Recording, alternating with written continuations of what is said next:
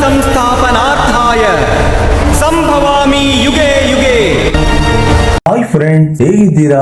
ಇವತ್ತಿನ ಅದ್ಭುತ ವಿಡಿಯೋಗೆ ನಿಮ್ಮೆಲ್ಲರಿಗೂ ಆತ್ಮೀಯ ಸ್ವಾಗತ. ಫ್ರೆಂಡ್ಸ್, ಈ ವಿಡಿಯೋದಲ್ಲಿ ತಿರುಪತಿ ದೇವಸ್ಥಾನದ ಬಗ್ಗೆ, ಜೊತೆಗೆ ನಿಜವಾದ ಭಗವಂತ ವೆಂಕಟೇಶ್ವರ ಸ್ವಾಮಿ ಯಾರು ಮತ್ತು ವಿಷ್ಣುವಿನ ದಶಾವತಾರಗಳಲ್ಲಿ ಅವರನ್ನು ಏಕೆ ಪರಿಗಣಿಸಲಾಗಿಲ್ಲ, ಸಾಕ್ಷಾತ್ ಮಹಾಲಕ್ಷ್ಮಿಯ ಅಧಿಪತಿಯಾದ ಶ್ರೀನಿವಾಸನು ಕುಬೇರನ ಬಳಿ ಯುಗ ಯುಗಾಂತರಗಳಿಂದ ತೀರಿಸಿದರೂ ತೀರಿಸಲಾಗದ ಸಾಲ ಏಕೆ ಮಾಡಿದರು ಮತ್ತು ಅದನ್ನು ತೀರಿಸಲು ಇಡೀ ಯುಗವೇ ಬೇಕಾಯಿತು.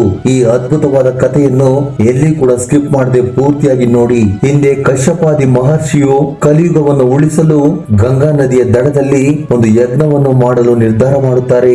ಯಜ್ಞವನ್ನು ಪ್ರಾರಂಭ ಮಾಡುವ ಸಮಯಕ್ಕೆ ನಾರದರು ಅಲ್ಲಿಗೆ ಬಂದು ಕಶ್ಯಪ ಮಹರ್ಷಿ ಮತ್ತು ಇತರೆ ಋಷಿಗಳನ್ನು, ನೀವು ಈ ಯಜ್ಞವನ್ನು ಏಕೆ ಮಾಡುತ್ತಿದ್ದೀರಿ? ಈ ಯಜ್ಞ ಫಲವನ್ನು ಸ್ವೀಕರಿಸಿ ಕಲಿಯುಗವನ್ನು ಯಾರು ರಕ್ಷಿಸುತ್ತಾರೆ ಎಂದು ಕೇಳುತ್ತಾರೆ.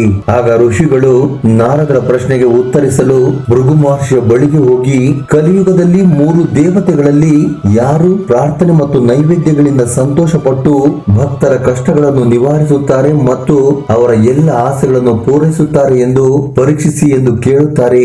ಋಷಿಗಳ ಕೋರಿಕೆಯಂತೆ ಭೃಗು ಮಹರ್ಷಿ ಯೋಗ ದಂಡ ಮತ್ತು ಕಮಂಡಲವನ್ನು ಕೈಯಲ್ಲಿ ಹಿಡಿದು ಜಪಮಾಲೆಗಳನ್ನು ತಿರುಗಿಸುತ್ತಾ ಮೊದಲು ಸತ್ಯಲೋಕಕ್ಕೆ ಹೋಗುತ್ತಾರೆ. ಅಲ್ಲಿ ಬ್ರಹ್ಮ ಸರಸ್ವತಿಯ ಸಮೇತರಾಗಿ ಭೃಗು ಋಷಿ ಬರುವುದನ್ನು ಗಮನಿಸದೆ ಸಂಗೀತದಲ್ಲಿ ಮಗ್ನರಾಗಿರುತ್ತಾರೆ. ತಮ್ಮ ದರ್ಶನಕ್ಕೆ ಬಂದಿದ್ದ ಋಷಿಗಳಿಗೆ ದರ್ಶನ ನೀಡದೆ ಸೃಷ್ಟಿಯನ್ನು ಮುಂದಕ್ಕೆ ಸಾಗಿಸುತ್ತಿರುತ್ತಾರೆ.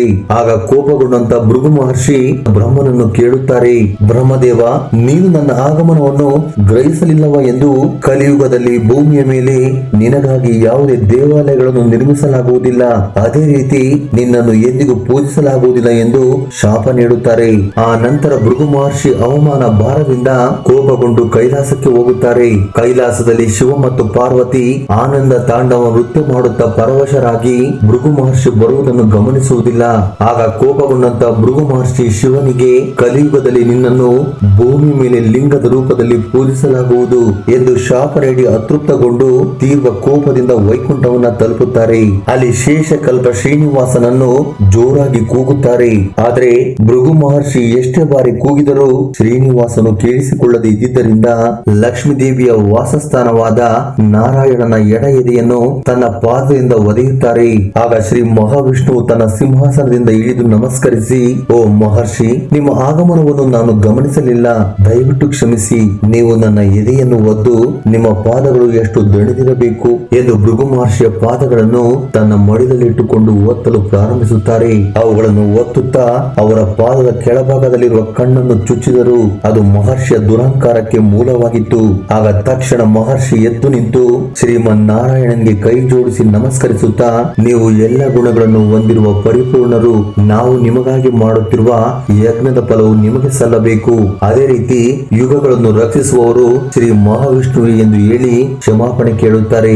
ಆ ಸಮಯದಲ್ಲಿ ಲಕ್ಷ್ಮೀ ದೇವಿಯು, ನನ್ನ ಮನಸ್ಸಿನಲ್ಲಿ ಸರ್ವಂತರ್ಯಾಮಿಯಾಗಿರುವ ನನ್ನ ಪತಿಯನ್ನು ಒಬ್ಬ ಋಷಿ ಅಗೌರವ ತೋರಿಸಿದ್ದಾನೆ, ನನ್ನ ಸ್ಥಾನವಾದ ಹರಿಯ ಎದೆಯ ಮೇಲೆ ತನ್ನ ಪಾದವನ್ನು ಇಟ್ಟಿದ್ದಾನೆ, ಅಂತಹ ದುರಂಕಾರಿಗೆ ಶಿಕ್ಷೆ ನೀಡದೆ ಸೇವೆ ಮಾಡಿ ಕಳಿಸಿದ್ದಾರೆ ಎಂಬ ದುಃಖದಿಂದ ಕೋಪಗೊಂಡಂತಹ ಲಕ್ಷ್ಮೀ ದೇವಿಯು ವೈಕುಂಠವನ್ನು ಬಿಟ್ಟು ಭೂಲೋಕಕ್ಕೆ ಹೊರಟು ಹೋಗುತ್ತಾರೆ. ಲಕ್ಷ್ಮೀ ದೇವಿ ಇಲ್ಲದ ವೈಕುಂಠದಲ್ಲಿ ಇರಲು ಸಾಧ್ಯವಾಗದೆ ಶ್ರೀ ಮಹಾವಿಷ್ಣುವು ಲಕ್ಷ್ಮೀ ದೇವಿಯನ್ನು ಹುಡುಕುತ್ತಾ ಸ್ವರ್ಗವನ್ನು ಬಿಟ್ಟು ಭೂಲೋಕಕ್ಕೆ ಬರುತ್ತಾರೆ. ಲಕ್ಷ್ಮೀ ದೇವಿಯು ಕೋಪಗೊಂಡು ಸ್ವರ್ಗವನ್ನು ತೊರೆದು ಕರವೀರಪುರ ಎಂಬ ಪ್ರದೇಶದಲ್ಲಿ, ಅಂದ್ರೆ ಇಂದಿನ ಕೊಲ್ಲಾಪುರದಲ್ಲಿ ವಾಸಿಸುತ್ತಿರುತ್ತಾರೆ. ಶ್ರೀ ಮಹಾವಿಷ್ಣುವು ಭೂಮಿಯನ್ನು ತಲುಪಿದ ನಂತರ ಸುವರ್ಣಮುಖಿ ನದಿಯ ದಡದಲ್ಲಿರುವ ವೆಂಕಟಕೊಂಡದ ಮೇಲೆ ಇಳಿದು ಪುಷ್ಕರಣಿಯ ಬಳಿ ಚಿಂತಾಮರದ ಕೆಳಗೆ ಇರುವೆ ಗೂಡಿನಲ್ಲಿ ಊಟ ನಿದ್ರೆ ಇಲ್ಲದೆ ಧ್ಯಾನ ಮಾಡುವುದಕ್ಕೆ ಶುರು ಮಾಡುತ್ತಾರೆ. ಶ್ರೀ ವಿಷ್ಣುವಿನ ಪರಿಸ್ಥಿತಿಯನ್ನು ನೋಡಿದ ಬ್ರಹ್ಮ ಮತ್ತು ಶಿವ ಕೊಲ್ಲಾಪುರದಲ್ಲಿರುವ ಲಕ್ಷ್ಮೀ ದೇವಿಯನ್ನು ವೈಕುಂಠಕ್ಕೆ ಬನ್ನಿ ಎಂದು ಪ್ರಾರ್ಥಿಸುತ್ತಾರೆ. ಇನ್ನು ಕೋಪದಲ್ಲಿದ್ದ ದೇವಿಯು ಅವರ ಪ್ರಾರ್ಥನೆಗಳನ್ನು ತಿರಸ್ಕರಿಸುತ್ತಾರೆ. ವಿಷ್ಣುವಿನ ಹಸುವನ್ನು ನೀಗಿಸಲು ಬ್ರಹ್ಮ ಮತ್ತು ಶಿವ ಹಸುಗಳ ರೂಪವನ್ನು ತಾಳಿ ಲಕ್ಷ್ಮೀ ದೇವಿಯನ್ನು ಸಹಾಯ ಕೇಳುತ್ತಾರೆ. ಆಗ ಲಕ್ಷ್ಮೀ ದೇವಿಯು ಗೋವು ಮಾರಾಟಗಾರಳಾಗಿ ಹಸುಗಳನ್ನು ಚೋಳ ರಾಜನಿಗೆ ಮಾರುತ್ತಾಳೆ. ಚೋಳ ರಾಜನು ಇವುಗಳನ್ನು ತನ್ನ ದನಗಳ ಹಿಂಡಿನೊಂದಿಗೆ ಸೇರಿಸಿಕೊಂಡು ವೆಂಕಟ ಬೆಟ್ಟದ ಮೇಲೆ ಮೇಯುವುದಕ್ಕೆ ಕಳಿಸುತ್ತಾನೆ. ಆಗ ಹಸುವು ವಿಷ್ಣು ಇರುವ ಇರುವೆ ಗೂಡಿನ ಸ್ಥಳವನ್ನು ಪತ್ತೆ ಮಾಡಿ ತನ್ನ ಕೆಚ್ಚಲನ್ನು ಆ ಗೂಡಿನಲ್ಲಿ ಇಟ್ಟು ಹಾಲನ್ನು ಶ್ರೀನಿವಾಸನಿಗೆ ಆಹಾರವಾಗಿ ಅರ್ಪಿಸುತ್ತದೆ. ಆ ದೃಶ್ಯವನ್ನು ನೋಡಿದ ಗೋಪಾಲಕನು ಕೋಪಗೊಂಡು ಆ ಹಸುವಿನ ಮೇಲೆ ಕೊಡಲಿಯನ್ನು ಎಸೆಯುತ್ತಾನೆ. ಆಗ ಹಸುವನ್ನು ಉಳಿಸಲು ಶ್ರೀನಿವಾಸನು ಇರುವೆಗೂಡಿನಿಂದ ಎದ್ದು ಹಸುವಿಗೆ ಅಡ್ಡ ಬರುತ್ತಾರೆ.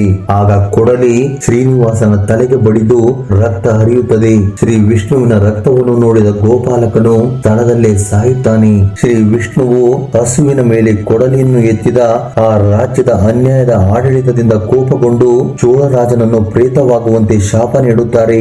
ಆಗ ಚೋಳ ರಾಜ ಕ್ಷಮಿಸಿ ಎಂದು ಶ್ರೀ ವಿಷ್ಣುವನ್ನು ಬೇಡಿಕೊಂಡಾಗ ಅವನನ್ನು ತನ್ನ ಮುಂದಿನ ಜನ್ಮದಲ್ಲಿ ಆಕಾಶ ರಾಜನಾಗಿ ಜನಿಸಿ ಶ್ರೀನಿವಾಸ ಪದ್ಮಾವತಿಯನ್ನು ಮದುವೆಯಾದ ನಂತರ ಶಾಪ ನಿವಾರಣೆಯಾಗುತ್ತದೆ ಎಂದು ವರ ನೀಡುತ್ತಾರೆ. ಶ್ರೀನಿವಾಸನ ತಲೆಯ ಮೇಲಿನ ಗಾಯದ ಮೇಲಿನ ಕೂದಲು ಉದುರಿ ಹೋಗಿದ್ದರಿಂದ ಆಕಾಶದಲ್ಲಿ ಹಾರುತ್ತಿದ್ದ ನೀಲಾದೇವಿಯು ಅಂತಹ ಆಕರ್ಷಕ ಮನೋಹರವಾಗಿರುವ ಇವರ ತಲೆಯ ಕೂದಲು ಇಲ್ಲದ ಮಚ್ಚೆಯು ದೋಷವಾಗಬಾರದು ಎಂದು ಆಕೆ ತನ್ನ ಕೂದಲನ್ನು ತ್ಯಜಿಸಿ ಶ್ರೀನಿವಾಸನಿಗೆ ಕೊಡುತ್ತಾರೆ.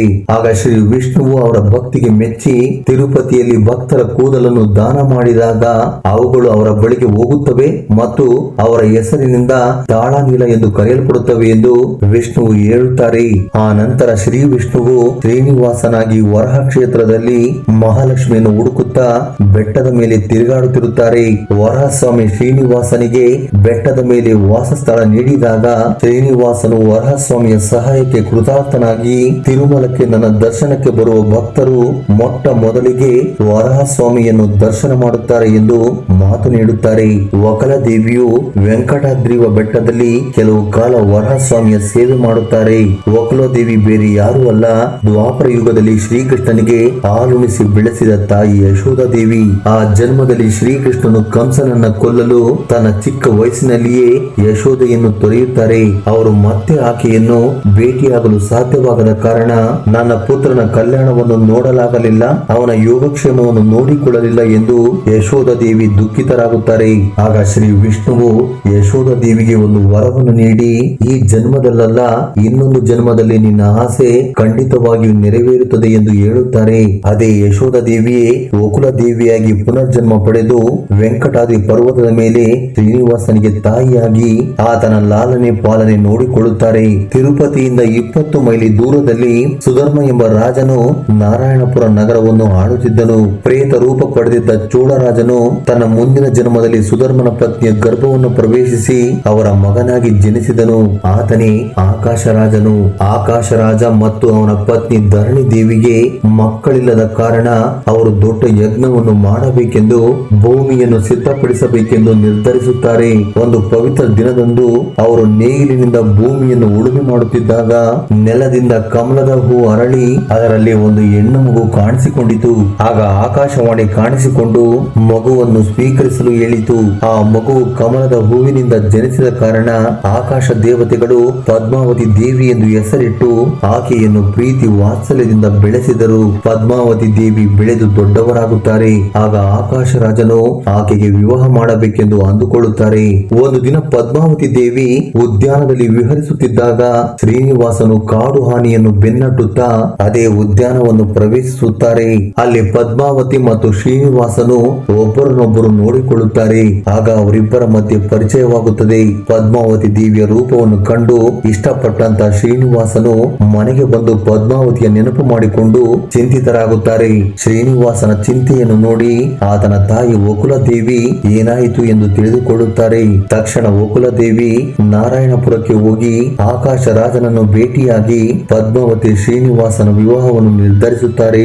ಶ್ರೀನಿವಾಸನು ಪದ್ಮಾವತಿಯೊಂದಿಗಿನ ತನ್ನ ವಿವಾಹಕ್ಕೆ ಬ್ರಹ್ಮ, ಶಿವ, ಇಂದ್ರ ಮತ್ತು ಋಷಿಗಳನ್ನು ಆಹ್ವಾನಿಸುತ್ತಾರೆ. ಅವರ ಜೊತೆಗೆ ಕೊಲ್ಲಾಪುರದಲ್ಲಿರುವ ಲಕ್ಷ್ಮಿಯನ್ನು ಸಹ ಆಹ್ವಾನಿಸುತ್ತಾರೆ. ಆಗ ಲಕ್ಷ್ಮೀ ದೇವಿ ಅವರು ನನ್ನ ಪತಿ ತ್ರೇತಾಯುಗದಲ್ಲಿ ತನಗೆ ನೀಡಿದ ವಾಗ್ದಾನವನ್ನು ಈಗ ನೆರವೇರಿಸುತ್ತಿದ್ದಾರೆ ಎಂದು ಸಂತೋಷ ಪಡುತ್ತಾರೆ. ತ್ರೇತಾಯುಗದಲ್ಲಿ ಲಕ್ಷ್ಮೀ ದೇವಿಯು ಸೀತೆಯಾಗಿ ಮತ್ತು ವೇದವತಿ ದೇವಿಯಾಗಿ ಲಕ್ಷ್ಮೀ ದೇವಿಯ ಅಂಶವಾಗಿ ಜನಿಸುತ್ತಾರೆ. ರಾವಣನು ಸೀತಾದೇವಿಯನ್ನು ಅಪಹರಿಸಿದಾಗ ವೇದವತಿಯು ಅಗ್ನಿದೇವನ ಸಹಾಯದಿಂದ ಮಾಯಾ ಸೀತೆಯಾಗಿ ಬದಲಾಗಿ ಅಶೋಕವನ ವನದಲ್ಲಿ ರಾವಣನ ದುಷ್ಟ ಕೃತ್ಯಗಳನ್ನು ಅನುಭವಿಸುತ್ತಾರೆ. ರಾಮನು ರಾವಣನನ್ನು ಕೊಂದ ನಂತರ ಮಾಯಾ ಸೀತೆ ಅಂದರೆ ವೇದವತಿ ದೇವಿಯು ಅಗ್ನಿಯನ್ನು ಪ್ರವೇಶ ಮಾಡಿದಾಗ ನಿಜವಾದ ಸೀತಾದೇವಿಯು ಬೆಂಕಿಯಿಂದ ಹೊರಬಂದು ವೇದವತಿಗೆ ತಾನು ಮಾಡಿದ ಉಪಕಾರಕ್ಕಾಗಿ ಒಂದು ಕೋರಿಕೆಯನ್ನು ಕೇಳು ಎಂದಾಗ ನಾನು ಶ್ರೀ ವಿಷ್ಣುವನ್ನು ವಿವಾಹವಾಗಬೇಕೆಂದು ಕೋರಿಕೆಯನ್ನು ಕೇಳುತ್ತಾರೆ. ಆಗ ಸೀತಾದೇವಿ ರಾಮನನ್ನು ಕೇಳಿದಾಗ ಅದಕ್ಕೆ ಶ್ರೀರಾಮನು ನಾನು ತ್ರೇತಾಯುಗದಲ್ಲಿ ಏಕಪತ್ನಿ ವ್ರತಸ್ಥನಾಗಿರುವುದರಿಂದ ಕಲಿಯುಗದಲ್ಲಿ ಆಕೆಯನ್ನು ವಿವಾಹವಾಗುತ್ತೇನೆ ಎಂದು ಲಕ್ಷ್ಮಿ ಸ್ವರೂಪ ಸೀತಾದೇವಿಗೆ ಮಾತು ಕೊಡುತ್ತಾರೆ. ವೇದವತಿಯೇ ಕಲಿಯುಗದಲ್ಲಿ ಪದ್ಮಾವತಿ ದೇವಿ. ಮಹಾ ಮುಕುಳೇಂದ್ರನನ್ನು ಆಹ್ವಾನಿಸಿದ ಶ್ರೀನಿವಾಸನ ಬಳಿ ಹಣವಿಲ್ಲದ ಕಾರಣ ಅವನು ಕುಬೇರನ ಬಳಿ ಸಾಲ ಕೇಳುತ್ತಾರೆ. ಕುಬೇರನು ಶ್ರೀನಿವಾಸನಿಗೆ ಬೇಕಾದ ಹಣವನ್ನು ಸಾಲವಾಗಿ ನೀಡಿದಾಗ ಕೊಟ್ಟಿರುವ ಸಾಲಕ್ಕೆ ಬಡ್ಡಿ ಕಟ್ಟುತ್ತಾ ಕಲಿಯುಗದ ಕೊನೆಯಲ್ಲಿ ತೆಗೆದುಕೊಂಡ ಸಾಲವನ್ನು ತೀರಿಸುವ ಒಪ್ಪಂದ ಮಾಡಿಕೊಳ್ಳುತ್ತಾರೆ. ಇದರಿಂದಲೇ ಶ್ರೀನಿವಾಸನನ್ನು ತೆಗೆದುಕೊಂಡ ಸಾಲಕ್ಕೆ ಬಡ್ಡಿ ಕಟ್ಟುವವನು ಎಂದು ಕರೆಯುತ್ತಾರೆ. ಇಂದು ಭಕ್ತರು ಶ್ರೀನಿವಾಸನಿಗೆ ಅರ್ಪಿಸುವ ಕಾಣಿಕೆಗಳು ಕುಬೇರನ ಸಾಲ ತೀರಿಸುತ್ತಿವೆ. ಪದ್ಮಾವತಿ ಮತ್ತು ಶ್ರೀನಿವಾಸರ ವಿವಾಹವನ್ನು ಎಷ್ಟು ವೈಭವದಿಂದ ಆಚರಿಸಲಾಯಿತು ಎಂದರೆ 3 ಲೋಕಗಳು ಸಂತೋಷದಿಂದ ತುಂಬಿರುತ್ತವೆ. ದೇವತೆಗಳು, ಋಷಿಗಳು ಮತ್ತು ವಲ್ಲಭರು ಸೇರಿದಂತೆ ಎಲ್ಲ ಜನರು ಬಂದು ಅದನ್ನು ಬಹಳ ವೈಭವದಿಂದ ಆಚರಿಸುತ್ತಾರೆ. ಅವರ ವಿವಾಹದ ನಂತರ ಎಲ್ಲ ದೇವಾನು ದೇವತೆಗಳು ಮತ್ತೆ ತಮ್ಮ ತಮ್ಮ ಲೋಕಗಳಿಗೆ ಮರಳುತ್ತಾರೆ. ಇದಾದ ನಂತರ ಆಕಾಶರಾಜ ಮತ್ತು ಅವನ ಸಹೋದರ ತೊಂಡಮಾನ್ ಮತ್ತು ಆಕಾಶರಾಜನ ಮಗ ವಸುದನ ಮಧ್ಯೆ ನಡೆದ ಯುದ್ಧದಲ್ಲಿ ಶ್ರೀನಿವಾಸನು ಅವರ ನಡುವೆ ಶಾಂತಿ ಒಪ್ಪಂದ ಮಾಡಿಸುತ್ತಾರೆ. ಇದಾದ ನಂತರ ತೊಂಡಮಾನ್ ಭಗವಂತ ವೆಂಕಟೇಶ್ವರ ಸ್ವಾಮಿಗೆ ಶೇಷಚಲಂ ಬೆಟ್ಟದ ಮೇಲೆ ಒಂದು ದೇವಸ್ಥಾನವನ್ನು ನಿರ್ಮಿಸಿ ಅಲ್ಲಿ ನೆಲೆಸಲು ಹೇಳುತ್ತಾರೆ. ಅದಕ್ಕೆ ಶ್ರೀನಿವಾಸನು ಒಪ್ಪಿಕೊಂಡಾಗ ತೊಂಡಮಾನ್ ಪುಷ್ಕರಣಿ ನದಿಯ ದಕ್ಷಿಣ ದಂಡೆಯಲ್ಲಿ ನದಿಯ ಪೂರ್ವಕ್ಕೆ ಒಂದು ಸುವರ್ಣ ದೇವಾಲಯವನ್ನು ನಿರ್ಮಿಸಿ ವೆಂಕಟೇಶ್ವರ ಸ್ವಾಮಿಗೆ ನೀಡಿದರು. ಅಂದಿನಿಂದ ಪದ್ಮಾವತಿ ಶ್ರೀನಿವಾಸನು ಆ ದೇವಾಲಯದಲ್ಲಿ ನೆಲೆಸುತ್ತಾರೆ. ಈ ದೇವಾಲಯದ ಹೆಸರೇ ಆನಂದ ನಿಲಯ. ವೆಂಕಟೇಶ್ವರ ಸ್ವಾಮಿಯು ಪದ್ಮಾವತಿ ದೇವಿಯ ಅನುಮತಿ ಪಡೆದು ಲಕ್ಷ್ಮೀ ದೇವಿಯನ್ನು ಹುಡುಕಲು ಕೊಲ್ಲಾಪುರಕ್ಕೆ ಹೋಗಿ ಪದ್ಮಕುಂಡ, ಪಂಚಗಂಗಾ, ರುದ್ರಪ್ರಯೋಗ ಮುಂತಾದ ಪವಿತ್ರ ಸ್ಥಳಗಳಲ್ಲಿ ಸ್ನಾನ ಮಾಡಿ ತೀವ್ರವಾದ ತಪಸ್ಸನ್ನು ಪ್ರಾರಂಭಿಸುತ್ತಾರೆ. ಆದರೂ ಕೂಡ ಲಕ್ಷ್ಮೀ ದೇವಿ ದರ್ಶನ ನೀಡುವುದಿಲ್ಲ. ಆ ನಂತರ ಆಕಾಶವಾಣಿಯ ಸಲಹೆ ಮೇರೆಗೆ ವೆಂಕಟೇಶ್ವರ ಸ್ವಾಮಿ ಶ್ರೀ ಮಹಾಲಕ್ಷ್ಮೀ ದೇವಿಯ ದರ್ಶನ ಪಡೆಯಲು ಸುಖ ಮಹರ್ಷಿ ಆಶ್ರಮದಲ್ಲಿ ದೀರ್ಘಕಾಲ ಕಠಿಣ ತಪಸ್ಸನ್ನು ಮಾಡುತ್ತಾರೆ. ಮತ್ತೊಂದು ಕಡೆ ಪದ್ಮಾವತಿ ದೇವಿ ಸ್ವಾಮಿ ಇಲ್ಲಿಂದ ಹೋಗಿ ತುಂಬಾ ವರ್ಷಗಳಾದರೂ ಬಂದಿಲ್ಲ ಅಂತೇಳಿ ವೆಂಕಟೇಶ್ವರ ಸ್ವಾಮಿ ದರ್ಶನ ಪಡೆಯಲು ತಪಸ್ಸು ಮಾಡುತ್ತಾರೆ.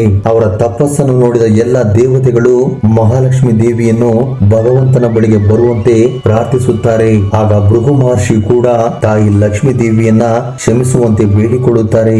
ಆಗ ಲಕ್ಷ್ಮೀ ದೇವಿಯು ಅವರ ಮೇಲೆ ಕರುಣೆ ತೋರಿ ಕಾರ್ತಿಕ ಪೌರ್ಣಮಿಯ ದಿನದಂದು ಪ್ರಸನ್ನ ಮನಸ್ಸಿನಿಂದ ಸುಂದರವಾದ ಕಮಲದ ಹೂವಿನ ಮಧ್ಯದಿಂದ ಚಿನ್ನದ ಬಣ್ಣದಲ್ಲಿ ಹೊಳೆಯುವ ಕಮಲದ ಹೂವಿನ ರೂಪದಲ್ಲಿ ವೆಂಕಟೇಶ್ವರನಿಗೆ ದರ್ಶನ ನೀಡುತ್ತಾರೆ. ಆಗ ಭಗವಂತನು ಲಕ್ಷ್ಮೀ ದೇವಿಯ ಬಳಿಗೆ ಓಡಿ ಹೋಗಿ ಇನ್ನು ಎಂದಿಗೂ ಕೂಡ ನನ್ನನ್ನು ಬಿಟ್ಟು ಹೋಗಬಾರದು ಎಂದು ತನ್ನ ಕೊರಳಲ್ಲಿದ್ದ ಹಾರವನ್ನು ಹಾಕುತ್ತಾರೆ. ನಂತರ ವೆಂಕಟೇಶ್ವರ ಸ್ವಾಮಿ ಲಕ್ಷ್ಮಿ ಸಮೇತರಾಗಿ ತಿರುಮಲದಲ್ಲಿರುವ ಬೆಟ್ಟವನ್ನು ಸೇರಿಕೊಳ್ಳುತ್ತಾರೆ. ಅಲ್ಲಿ ಲಕ್ಷ್ಮೀ ದೇವಿಯು ಭಗವಂತನ ಹೃದಯದ ಮೇಲೆ ಕುಳಿತುಕೊಂಡಾಗ ಭಗವಂತನ ಆಗಮನಕ್ಕೂ ಮುನ್ನ ತಪಸ್ಸು ಮಾಡಿದ್ದ ಪದ್ಮಾವತಿ ದೇವಿಗೂ ಕೂಡ ಶ್ರೀ ಹರಿಯು ತನ್ನ ಹೃದಯದಲ್ಲಿ ಸ್ಥಾನ ನೀಡುತ್ತಾರೆ. ಹೀಗೆ ಯುಹ ಲಕ್ಷ್ಮಿಯಾಗಿ ಲಕ್ಷ್ಮೀ ದೇವಿಯು ಭೂತ ಕಾರುಣ್ಯ ಲಕ್ಷ್ಮಿಯಾಗಿ ಪದ್ಮಾವತಿ ದೇವಿಯು ತಿರುಮಲದಲ್ಲಿ ಭಗವಂತನ ಹೃದಯದ ಮೇಲೆ ಕುಳಿತಿದ್ದಾರೆ. ಬ್ರಹ್ಮದೇವನು ಕಲಿಯುಗದ ಅಂತ್ಯದವರೆಗೂ ಇಲ್ಲೇ ಇದೆ ಎಂದು ಶ್ರೀ ಮಹಾವಿಷ್ಣುವನ್ನು ಕೇಳಿಕೊಂಡಾಗ ಶ್ರೀ ಮಹಾವಿಷ್ಣುವು ಅವಶೇಷಗಳ ಬಂಡೆಯ ಮೇಲೆ ಕುಳಿತುಕೊಂಡು ಅಪಾರ ಭಕ್ತ ಸಮೂಹಕ್ಕೆ ಧರ್ಮ ಮಾರ್ಗವನ್ನು ತೋರಿಸುತ್ತಾ ಭಕ್ತರು ಬೇಡಿದ ಕೋರಿಕೆಗಳನ್ನು ಈಡೇರಿಸುತ್ತಾ ಭೂಲೋಕದಲ್ಲಿ ಧರ್ಮವನ್ನು ಕಲಿಯುಗದ ಅಂತ್ಯದವರೆಗೂ ರಕ್ಷಿಸಲು ತಿರುಮಲ ಬೆಟ್ಟದ ಮೇಲೆ ಶ್ರೀ ವೆಂಕಟೇಶ್ವರ ಸ್ವಾಮಿಯ ರೂಪದಲ್ಲಿ ನೆಲೆಸಿದ್ದಾರೆ. ಆದರೆ ಸಮಸ್ತ ಸೃಷ್ಟಿಗೋಸ್ಕರ ರಾಕ್ಷಸರ ಸಂಹಾರಕ್ಕೆ ಶ್ರೀ ಮಹಾವಿಷ್ಣು ಅವತರಿಸಿದ 10 ಅವತಾರಗಳೇ ಮತ್ಸ್ಯ, ಕುರ್ಮ, ವರಹ, ನರಸಿಂಹ, ವಾಮನ, ಪರಶುರಾಮ, ರಾಮ, ಬಲರಾಮ, ಕೃಷ್ಣ, ಕಲ್ಕಿ ಅವತಾರಗಳು. ಆದರೆ ವೆಂಕಟೇಶ್ವರನು ನಿರ್ದಿಷ್ಟ ಉದ್ದೇಶಕ್ಕಾಗಿ ಬಂದ ಅವತಾರವಲ್ಲ. ಶ್ರೀ ವಿಷ್ಣು ಲಕ್ಷ್ಮೀ ದೇವಿಯ ಪ್ರೀತಿಗಾಗಿ ಸ್ವಂತ ಇಚ್ಛೆಯಿಂದ ಭೂಮಿಗೆ ಬಂದ ಕಾರಣ ವಿಷ್ಣುವಿನ 10 ಅವತಾರಗಳಲ್ಲಿ ಅವರನ್ನು ಎಲ್ಲಿಯೂ ಪರಿಗಣಿಸಲಾಗಿಲ್ಲ. ಓಂ ನಮೋ ವೆಂಕಟೇಶಾಯ ನಮಃ. ಓಂ ನಮೋ ನಾರಾಯಣಾಯ ನಮಃ. ಈ ವಿಡಿಯೋ ನಿಮಗೆ ಇಷ್ಟವಾಗಿದ್ದರೆ ಲೈಕ್ ನೀಡುವುದನ್ನು ಮರೆಯಬೇಡಿ. ಸನಾತನ ಧರ್ಮವನ್ನು, ನಮ್ಮ ಮಹಾಕಾವ್ಯದ ಕಥೆಯನ್ನು ನಿಮ್ಮ ಸ್ನೇಹಿತರೊಂದಿಗೆ ಹಂಚಿಕೊಳ್ಳಿ. ಜೈ ಶ್ರೀ ಕೃಷ್ಣ ವಾಸುದೇವ. ಧನ್ಯವಾದಗಳು.